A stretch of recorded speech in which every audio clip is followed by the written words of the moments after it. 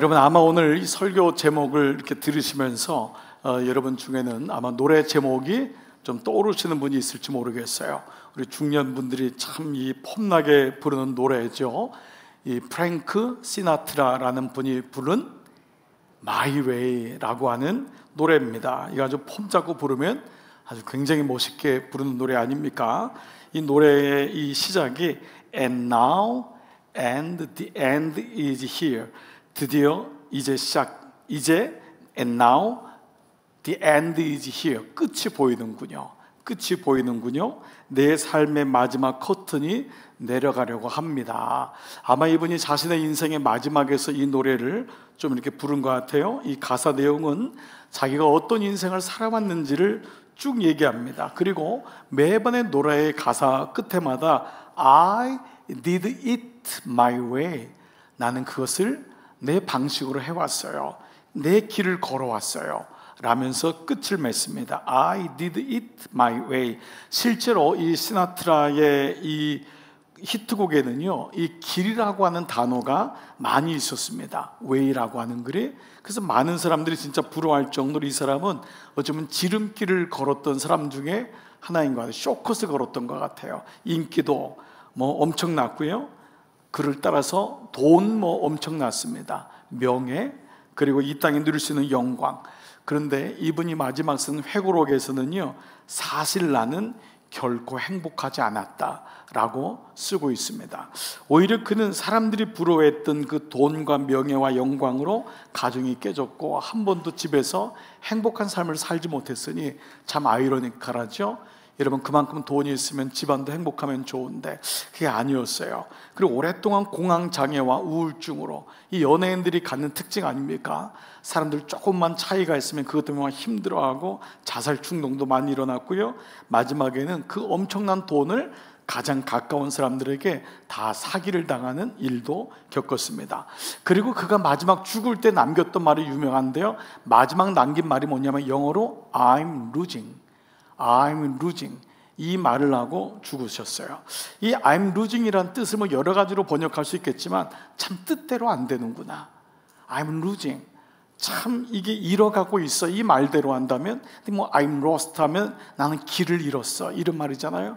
그러니까 그렇게 길에 대해서 노래를 부르고 그 길에 대한 가사 때문에 영광을 얻었던 사람의 마지막 말이 I'm losing, 난 지금 길을 잃고 있어, 나 지금 내 뜻대로 안 돼 라고 하는 고백으로 끝났다는 것입니다. 자, 이렇듯 인생이라는 게 내 방식으로 나의 길로 가면은 얼마나 좋겠습니까마는 여러분, 오늘 예배드리는 여러분도 아마 다 경험을 하고 있을 것입니다.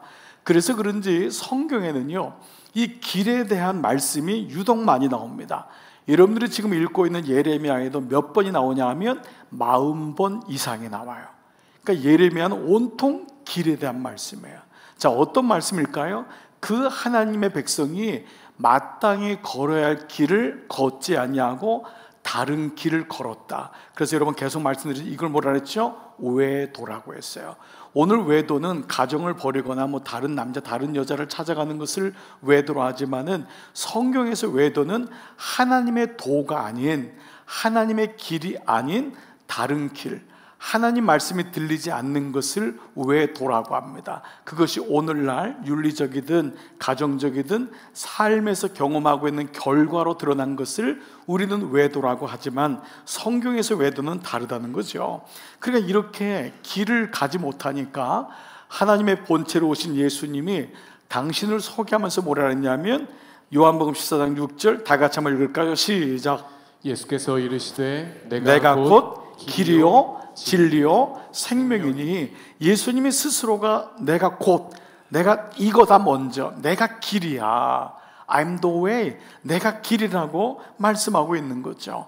자, 지금 여러분이 예레미야의 말씀을 계속 읽고 있는데 이 예레미야의 탄원이 뭐죠?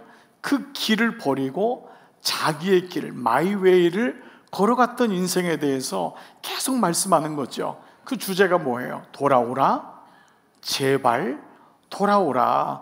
그래서 이 이유가 뭐냐면 결국은 말씀의 길을 떠난 모습. 지난 주일날 말씀 여러분 기억나시죠? 레위기 예레미야 5장 13절 말씀, 선지자들은 바람이라 속는단 말이에요. 선자들조차도, 그러니까 백성들은 말할 것도 없죠. 선자들은 바람이라 뭐가 없다고요? 말씀이 그 속에 있지 않기 때문에 헛것 붙잡는다는 거예요. 너무 말씀이 참 기가 막힌 표현입니다. 결국 붙잡는 것 같은데, 우리나라 제일 많은 이름의 병자 아닙니까? 잡을 병자. 붙잡는 것 같지만 사실은 헛것 붙잡는다는 거예요. 네가 붙잡고 있는 게 뭐냐? 이게 우리 인생을 향해서 묻는 거 아닙니까? 자, 이런 가운데 여러분이 오늘 묵상집을 보면은요, 그 왼쪽 이제 오른쪽 보시면 묵상집이 오늘 본문이 크게 두 주제로 나눠 있죠. 먼저는 4절 7절인데 이 단락의 주제가 뭐라고 나와 있죠? 이런 묵상집 보세요. 뭐라고 나와 있죠? 돌아오지 않는 백성. 네, 여러분 꼭 주일날 부탁을 드립니다. 매일 성경 여러분 꼭 가져오시라고 말씀을 드렸어요. 돌아오지 않는 백성. 예, 가져오라는데도 안 가져오는 백성. 네, 이렇게 얘기를 해도 안 가져오는 이유는 뭘까? 뭐 이런 거 있잖아요. 예, 그렇지만 그게 제 모습이니까 다 용서합니다. 돌아오지 않는 백성. 자, 근데 이 돌아오지 않는 백성의 비유를 든 게 7절이에요. 참 기가 막힌 표현인데요. 7절 시작. 공중의 학은 그 정한 시기를 알고 산비둘기와 제비와 두루미는 그들이 올 때를 지키거늘 내 백성은 여호와의 규례를 알지 못하다. 자, 여러분 여기 예레미야에 짐승이 많이 나오는데 지난주에 뭐가 나왔죠? 표범, 암나귀, 사자 이런 거 많이 나왔죠? 자, 오늘 말씀 뭐가 나오는지 봐보세요. 산비둘기 동그라미 쳐보세요. 처음에 학, 그렇죠? 산비둘기, 그 다음에 제비, 그 다음에 두루미. 여러분 이게 다 상징하는 게 뭐죠? 시기와 때가 되면은 돌아온다는 거예요. 그래서 특별히 이제 학이나 두루미, 제비는 다 철새 아닙니까? 그 먼 거리를 갔는데, 여러분 정말 이게 우리가 이게 동물의 신비 아닙니까? 정말 상상할 수 없는, 여기서 뭐 시베리아까지 가지 않는데 어느 날 낙동강으로 다시 돌아오는 거예요. 뭐 지도가 있는 게 아니잖아요. 걔네들이 뭐 GPS 가지고 받아가지고 막 우리처럼 막 쳐가지고 낙동강 주세에서 뭐 송파구 뭐 석촌호수로 160이 쳐가지고 오는 게 아니에요. 그 어떻게 알고 오는지 몰라요. 그러니까 이걸 지금 얘기하는 거예요. 피조물들도 때가 되면은 돌아오는데 집을 나간 내 백성은 어디 있냐라는 거예요. 그 백성은 돌아올 줄 모른다는 거예요. 그 백성은 그 욕망에 한번 붙잡히니까 그냥 그 짐승보다 못하다, 이 표현이 아닙니까? 지금 새들도 돌아오는데 내 백성은 어디 있냐.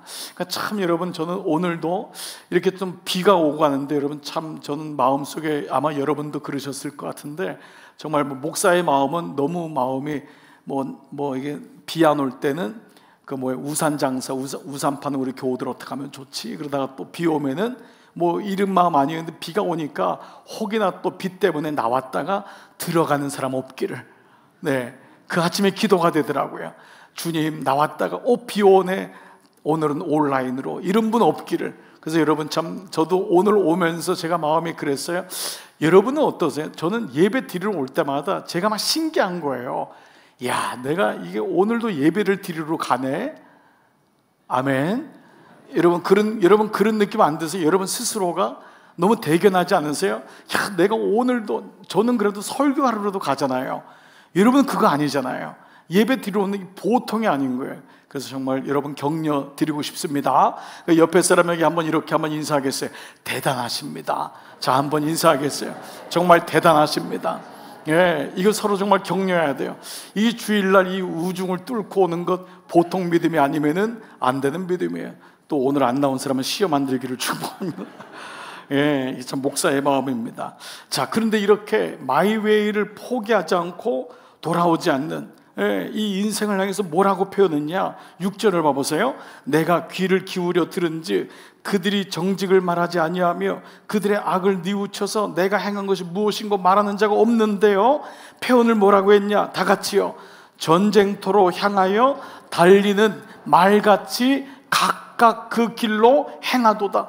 그 길로 마이웨이를 가는데 그 표현을 어떻게 했냐면 전쟁터로 향하여 달리는 말 같다.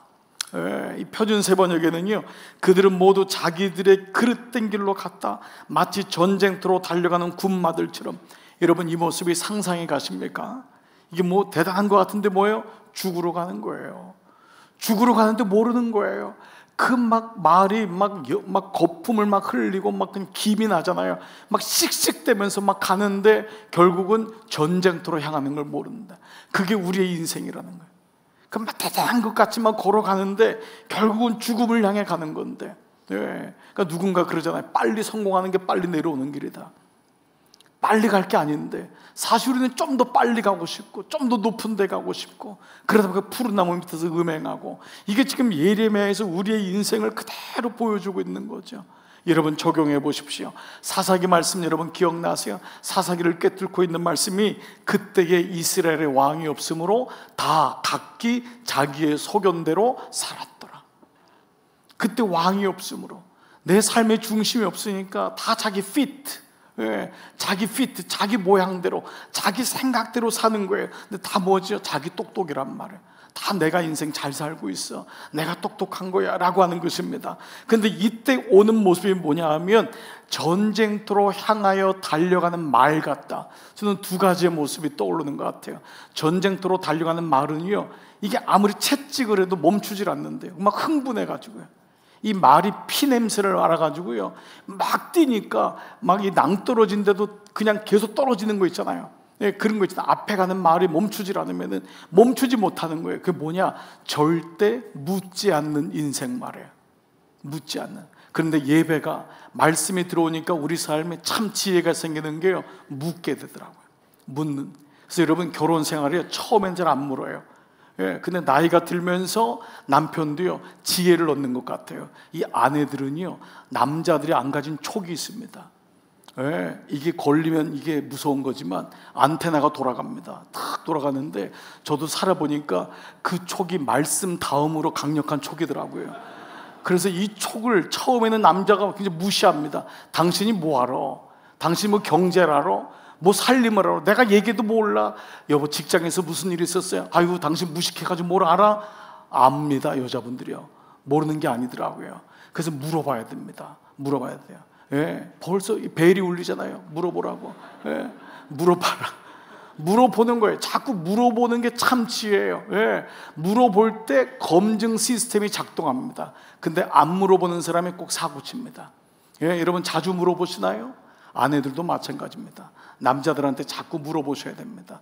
여보 당신 생각은 어때요? 자꾸 인정해 줘야 됩니다. 여자의 단어는 사랑이라고 그랬어요. 남자의 단어는 인정이라고 그랬어요. 이거를 잘하는 부부가 행복한 부부입니다. 남자는 아내를 사랑해 주면서 자꾸 그 얘기를 들어줄 줄 알고, 또 아내는 남자를 인정해 주는 메시지를 주는 거예요.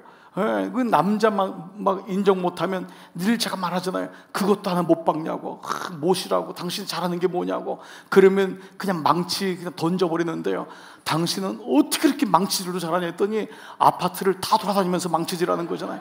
온 동네를 다니면서 망치질 잘하는 거예요. 어떻게 그렇게 잘하냐고. 그런 똑같은 메시지예요. 절대 묻지 않는 모습. 이게 지금 예레미야의 모습인 거예요. 이스라엘 백성은 묻지 않는 거예요. 선지자에게도 묻지 않고 입을 꼭 다물고 있는 거예요. 그냥 흥분한 그 말 상태. 여러분 이거 있잖아요. 보이십니까? 두 번째는요, 충동적인 모습인 거예요. 자기가 옳다고 생각하니까 그걸로만 향해서 가는 거예요. 여러분 이런 말이 있어요. 한번 씌우니까요 말이 안 들려요. 여러분 분명히 뭔가 잘못할 때는 씌워요.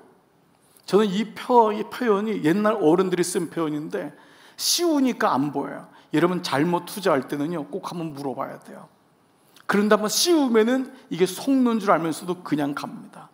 그게 뭐냐? 이게 전쟁터로 향하는 말같이 자기의 길을 걷고 있는 거예요. 우리가 이런 길을 걸을 때가 얼마나 많이 있어요. 저는 상담할 때마다 누군가 올 때 제가 먼저 기도하는 마음이 있습니다. 하나님, 저분이 이미 자기의 마음을 가지고 왔으면 제가 아무리 얘기도 들리질 않습니다. 하나님, 저 아이의 마음을 열어주세요. 저 아이의 마음을 열어주시고 귀를 열어주세요.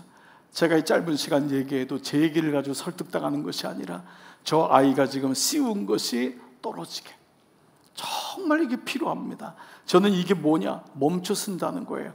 달리는 말처럼 자기의 길을 가는 말은 멈추지 못하잖아요. 그래서 예배가 왜 축복이냐? 멈출 수 있기 때문에. 아멘. 예배는 멈추는 거예요. 멈춰야 돼요.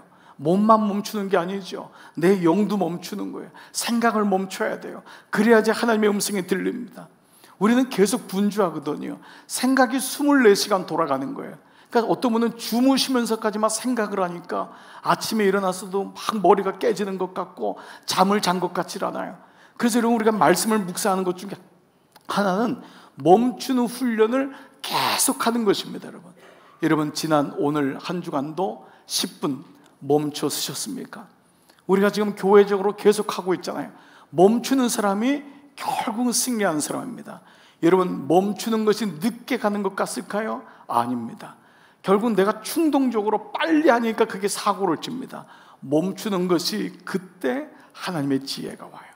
그때 하나님께서 내 마음에 하나님의 성품을 줘요. 멈추는 것이 은혜예요. 그래서 오늘 이 말씀도 우리의 인생이 마치 달리는 말처럼, 그것도 전쟁터를 향하는 말처럼 달리는 그 말이 아니라 멈춰설 수 있는 말, 멈춰설 수 있는 것. 여러분, 이 은혜가 있기를 축복합니다. 멈추는 거는요, 연습하셔야 돼요. 연습하셔야 돼요. 자, 인사한 김에 옆에 사람에게 한 번만 더 인사합시다. 연습합시다.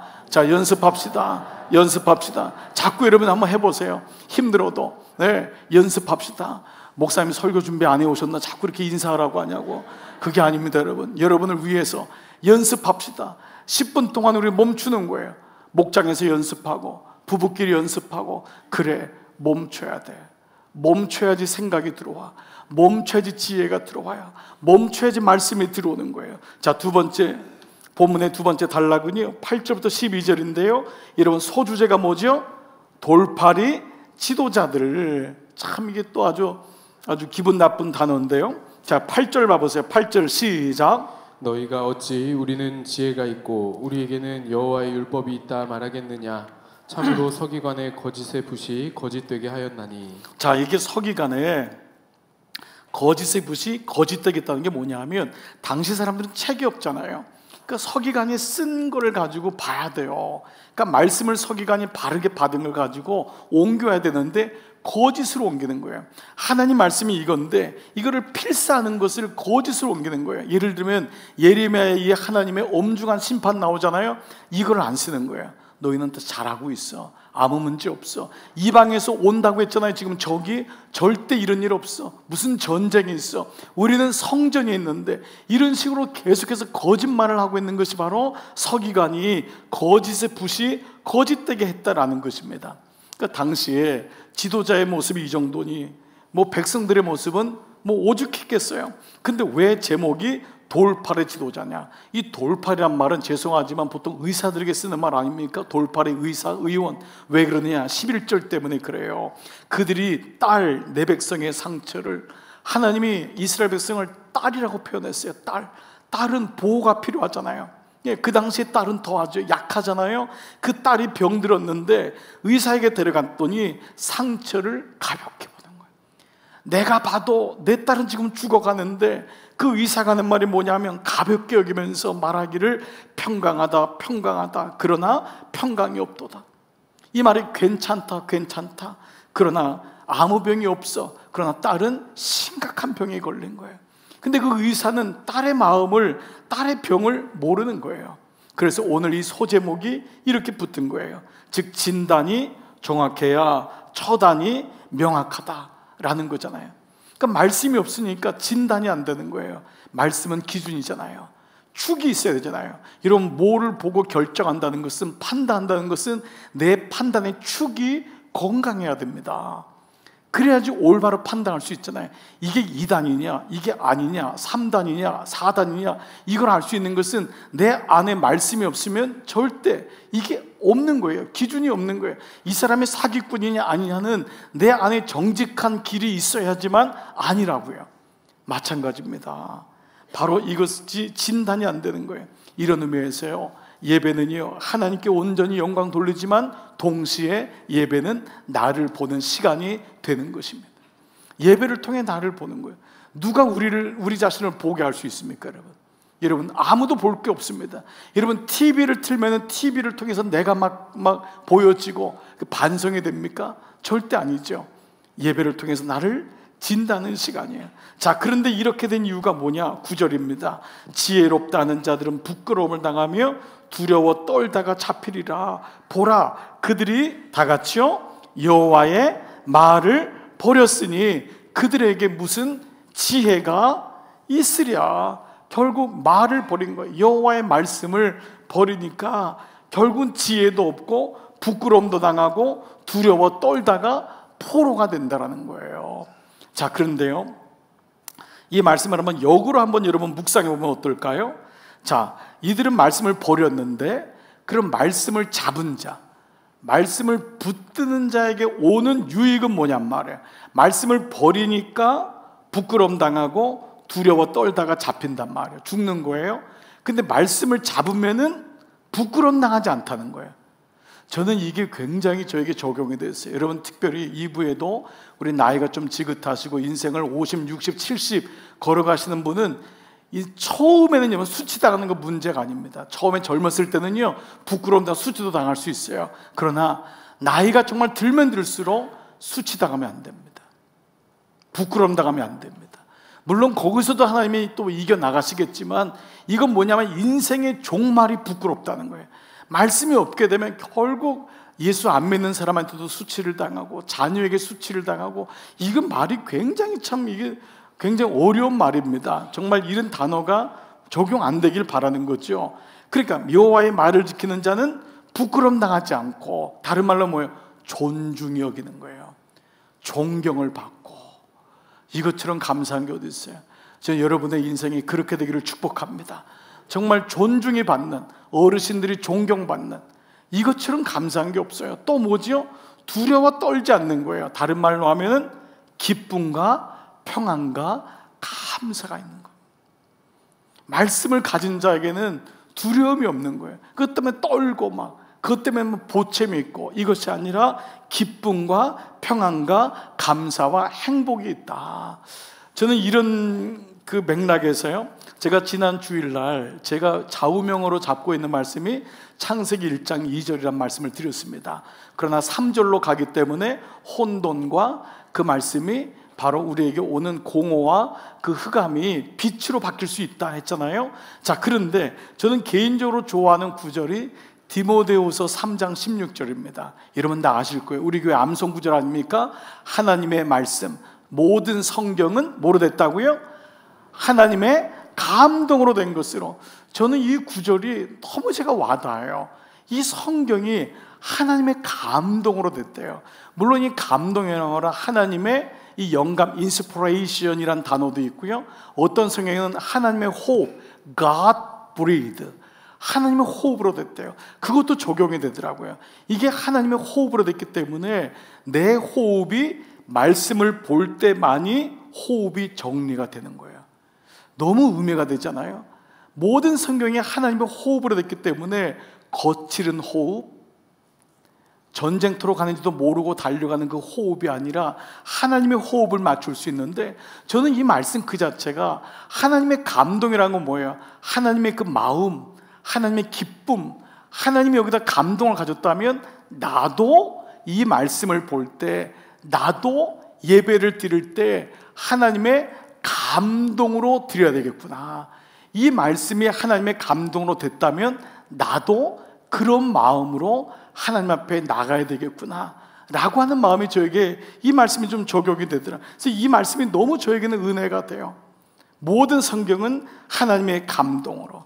그러니까 그 마음에 말씀이 들리니까, 예배를 들리니까 이렇게 삭막하고 이렇게 표정도 없고 이렇게 때로는 두렵고 그런 마음들이 녹아지고, 거기 감사가 생기고 감격이 생기고 기쁨이 생기고, 그래서 예수 믿는 향기가 내 안에 드러나는 거예요. 아멘. 네, 저는 요즘 골목, 우리 교회를 걸을 때 이렇게 웃지 않을 수가 없습니다. 밖에 나온 TV 때문에 이 동네 사람들이 마스크를 좀 벗고 다니기 때문에 10중 8구는 알아요. 지나가다가도 한번 더 쳐다봐요. 그래서 제가 또 웃습니다. 또 웃고, 그러다 보니까 뭐 잘 웃는 표정은 같지만은, 근데 그것 때문에 웃는 건 아니지만은 제 스스로 묻는 거예요. 나는 하나님의 향기는 이렇게 냄새를 내려고 하는 게 아니잖아요. 그게 나는가? 나에겐 그 기쁨이 있는가? 라는 생각을 하게 돼요. 여러분 어떻습니까? 여러분에게는 그런 넉넉함, 그런 마음의 감동, 누군가 보면 참 따뜻하다, 참 푸근하다, 참 어른 같다, 이런 마음, 아버지 같다, 이런 마음이 여러분 드시나요? 드시나요? 네, 여러분 기억나시나요? 제가 5년 전 우리 교회 할 때 교도소에 신방 온 것 같습니다. 네, 너무너무 표정이 없으신 거예요. 정말 너무 어렵더라고요. 너무 무서운 분들이 다 앉아 있는 거예요. 근데 요즘은 여러분 표정이 너무 편해졌어요. 아멘 안 할 줄 알았어요. 네, 여러분 정말 좋아하셨어요. 정말 그 나도 모르게, 왜냐하면 내 안에 말씀이 들어오니까. 말씀이 들어오면 사람은 너그러져요. 말씀이 들어오면 사람은 넉넉해지는 거예요. 기쁨이 오는 거예요. 아멘. 그렇습니다. 또 어느 계기도 있더라고요. 저는 사실 개척교회 갔을 때 그 어르신들이, 시골 분들이요, 시골 분들의 표정이 여러분 그렇게 넉넉하지 않습니다. 매일마다 반일만 해서 그런지 정말 웃는 분이 아무도 없어요. 그냥 와서 딱 앉아서 주무세요. 눈 딱 감고 주무세요. 아무 표정이 없어요. 그래서 그분들에게 막 예수님이 여러분에서 돌아가셨습니다, 제가 막 그냥 막 심각해가지고 얘기했더니 부적은 걷어가지고 주는 분들인데 누가 죽었다고. 그분들에게 무슨 예수가 있겠어요. 그러니까 어떻게 했냐면 막 30분 내내 막 웃기고 소리 지르고 원맨쇼하고. 저희 집은요 막 유머가 있는 집이 아닙니다. 저희 아버지나 형님도 여러분같이 가만히 있으세요. 그런 분들인데 방법이 없더라고요, 그들의 마음을 녹이려면. 그런데 어느 날 제가 은혜를 받아야 됐다는 생각이 들더라고요. 하나님 은혜가 들어서 그 영혼이 불쌍하게 느껴지고 정말 그 영혼을 위해서 마음을 주려고 하니까 하나님의 은혜로 제 자신이 그렇게 돼야 되겠다는 마음이 드는 거예요. 그런데 오늘 이 말씀, 모든 성경은 하나님의 감동으로 된 것을. 나에겐 감동이 있는가? 상대방을 녹일 수 있는 감동이 있는가? 나에게는 넉넉한 그 웃음이 있는가? 기쁨이 있는가? 나는 다 찌그러 있고 심각해 있고 그 모습이 아니라 저는 여러분의 마음속에, 정말 여러분의 노년 가운데 이 넉넉함, 하나님의 감동이 있기를 축복합니다. 그래서 정말 이 마음이 있는 사람이 예배를 통해서 그 은혜가 오니까 또 넉넉해지는 거예요. 애통하게 되고 웃고 기뻐하게 되는 거죠. 자, 오늘 이 말씀을 이렇게 역으로 보면서 한번 적용 질문을 좀 한번 해볼게요. 자, 그렇다면 내가 부르지 말아야 될 노래는 뭘까? 자, 첫 번째 뭐였죠? 오늘 설교 제목이 내가 부르지 말아야 할 My Way라 했어요. 내가 부르지 말아야 할 노래, 나의 노래, My Way입니다. 여러분들이 지금까지 불렀던 노래가 있어요. 그러나 이것을 내려놓는 게 이게 믿음의 시작이에요. 계속 옛날 거 고집하고 나 이 길로 왔으니까, 이게 아닙니다. 그러니까 예수 믿는 거는요, 은혜 받는 게 나이가 빠르면 빠를수록 돌아올 확률이 높다는 게 바로 그겁니다. 우리가 인생 살면서 고집이 세지니까요, 내려놓기가 어려운 거예요. 그러니까 60의 말씀이 들리고 70의 말씀이 들리는 사람은 정말 갑절의 은혜가 있는 거죠. 자, 먼저 내 방식으로 살아온 나의 노래, 또 내가 부르지 말아야 될 노래가 있어요. 아무리 매혹적이고 유혹적이라도 뭔가 아닌 것 같은 노래라면은 검증 받으셔야 돼요. 뭔가 아니야, 이건 뭔가 아니다 싶으면 더 이상 부르지 마세요. 네, 헷갈리거나 좀 이상하면 따라가지 마세요. 어떤 영역이든 마찬가지야. 그러니까 오늘 말씀도 여러분이 예방주사 맞는다고 생각하셔야 됩니다. 예방주사 맞고, 예방주사 맞으면 바이러스가 와도 무찌를 수 있거든요. 예방주사 안 맞으면, 백신 없으면은 뭐 100번이면 100번 다 걸리는 거예요. 근데 말씀으로 백신을 맞고 나면은 구별이 되는 거예요. 조금만 이상하다, 아니다, 여러분 딴 데다 눈 쳐다볼 시간이 없습니다. 네. 그리고 오늘 여기 대해서 분명한 말씀이 있으면은 이게 허튼 인생이나 유혹의 인생으로 돌아갔다가 또 돌아오는 그런 인생이 아니라는 거예요. 자, 그런데 이렇게 아닌 것 같고 또 마음에도 꺼리끼는데도 왜 우리는 계속 금지곡을 부를까? 왜 우리는 계속해서 금지곡을 부를까? 두 가지를 말씀드릴게요. 첫 번째, 예레미야의 말씀을 가지고 본다면은 길이 닦여 있기 때문에 그래요. 여러분 이걸 인정하셔야 됩니다. 내가 닦은 길이 굉장히 오래된 아주 빤질빤질한 길입니다. 그래서 다시 그 길로 돌아가는 거예요. 여러분 죄에는요 원심력이 작동합니다. 그래서 선한 것도 선순환을 이루지만은 악한 것도 악순환을 이뤄요. 그래서 내가 걸어놨던 길이 나를 그냥 놔두지 않습니다. 길이 오랫동안 닦여 있기 때문에 그래요. 여러분 중에는 혹 몸은 여기 와 있는데도 마음은 그리워하는 분이 있어요. 내가 체면상 내가 이만큼 손주도 있고 자식도 있으니까 내가 그 짓은 못하지만 마음에는 계속 그리워하는 분이 있어요. 왜요? 여러분이 잘못된 게 아니라 그 길이 오랫동안 닦여 있기 때문에 그렇습니다. 닦여 있는 길이 이렇게 어려운 겁니다. 그런데 어느 날 이 닦여 있는 길에서 돌아설 때 이런 표현이 있습니다. 구원받고 나니까요, 구속받는 게 뭔 줄 알아요. 구원받으니까 구속의 기쁨을 깨닫는 거예요. 여러분, 구원받으니까요, 가정이 나를 구속해 주는 게 기쁨이 되는 거예요.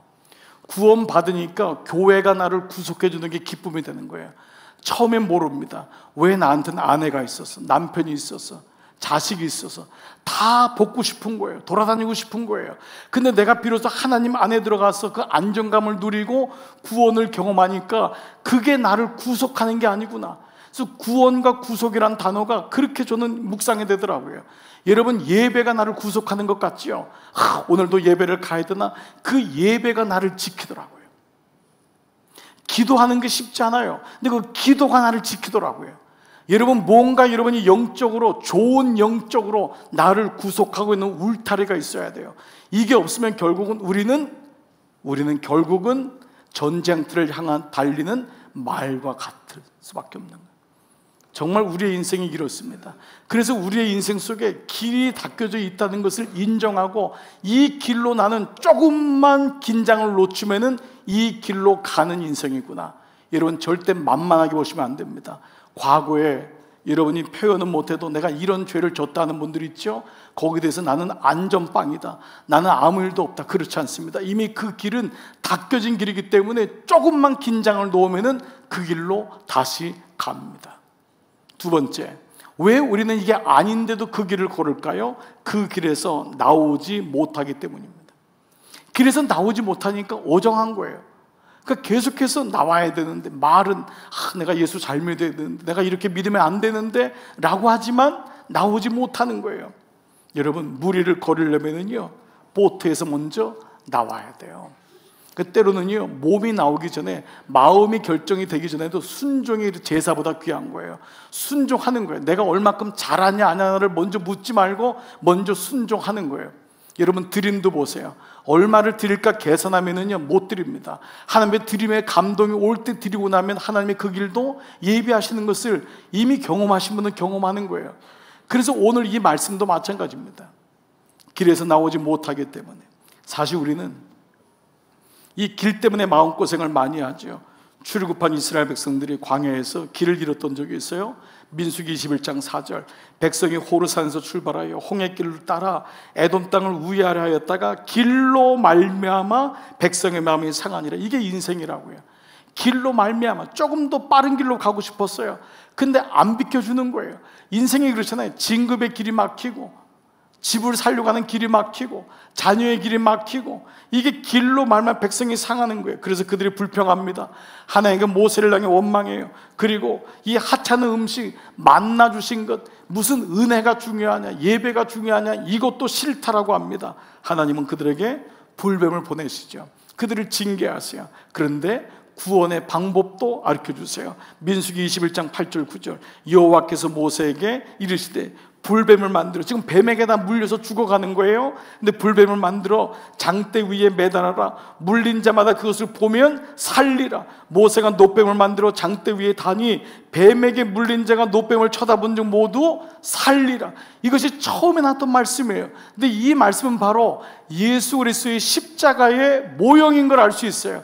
요한복음 3장 14절, 모세가 광야에서 뱀을 든 것 같이, 모세가 광야에서 뱀을 든 것 같이 나도 들려야 하리니 이는 그를 믿는 자마다 영생을 얻게 하려 하심이라. 하나님이 세상을 이처럼 사랑하사 독생자를 주셨으니, 이 말씀이 바로 민수기 21장의 길로 인하여 마음이 상하니라. 근데 그 해결책이 뭐예요? 내가 길을 찾는 것이 아니에요. 놋뱀을 바라보는 자마다 그 길을 여셨는데, 이것을 히브리서에서 뭐라고 했냐? 10장 19절, 그러므로 형제들아, 우리가 예수의 피를 힘입어 성소에 들어갈 담력을 얻었나니 그 길은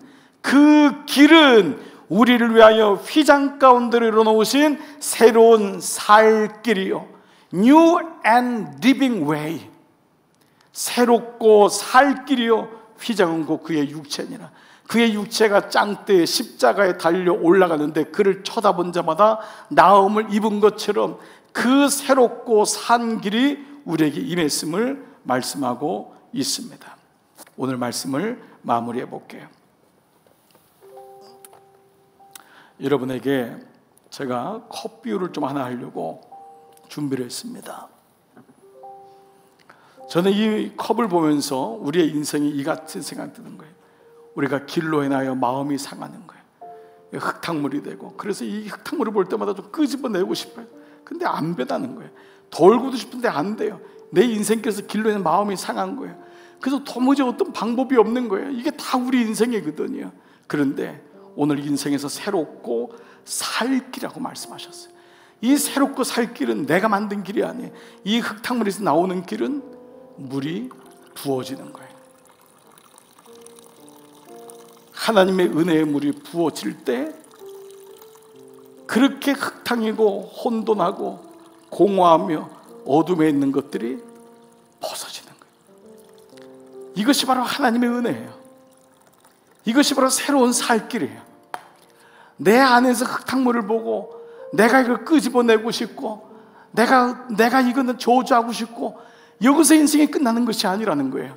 이것이 바로 새롭고 살 길이라고 주님께서 말씀하고 있어요. 사랑하는 여러분, 우리 모두가 인생에 그래서 마이웨이를 불러요. 그러나 마이웨이는 소망이 없습니다. 예레미야의 고백이 바로 그 고백입니다. 주님이 주시는 길이 있다는 거예요. 그 주님을 바라보라는 거예요. 그것이 십자가의 복음인 것입니다. 그 길이 가장 행복하고 그 길이 가장 놀라운 길임을 말씀하고 있습니다. 이번 한 주간 예레미야의 말씀을 묵상하시면서 십자가를 계속 묵상하시기 바랍니다. 그 십자가가 여러분에게 길을 제시할 것입니다. 그 십자가의 은혜로 살아가시기를 주님의 이름으로 축복합니다. 아멘. 여러분, 이 시간 말씀 노트 다 닫으시고 자리에서 한번 일어나 보시겠습니다. 다 자리에서 일어나셔서 우리 함께 찬송할 때에 이 찬송가를 좀 같이 했으면 좋겠어요. 여러분, 많이 부르는 찬송가인데 예수 따라가며 복음 순종하면 오늘 이 찬양을 한번 우리의 의지를 고백하고, 주님, 제가 이 길을 걷겠습니다, 이 길로 따라가겠습니다, 같이 한번 이 찬양 고백하면서 우리 오늘 예배를 마무리하겠습니다. 예수 따라가며 복음 순종하면, 예수 따라가며 복음 순종하며 우리 행할 길 환하겠네. 주를 의지하며 순종하는 자를 주가 늘 함께 하시리라. 의지하고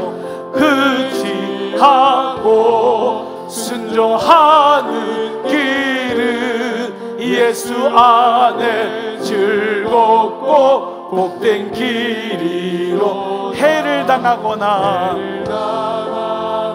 우리가 고생할 때 주님이 위로해 주십니다. 위로해 주시게 주님을 의지하며 순종하는 자 주가 안위해 주시리. 의지하고 순종하는 길은 예수 안에 즐겁고 복된 길이로. 주를 힘입어서 말씀 잘 배우고 주를 모시고 살아가세. 주를 의지하며 항상 순종하며 주가 사랑해 주시리. 의지하고 순종하는 길은 예수 안에 즐겁고 복된 길이. 아멘. 이 시간 여러분 마지막 합심으로 기도할 때 의지하고 순종하는 길이 있습니다. 이 길이 예수 안에 있습니다.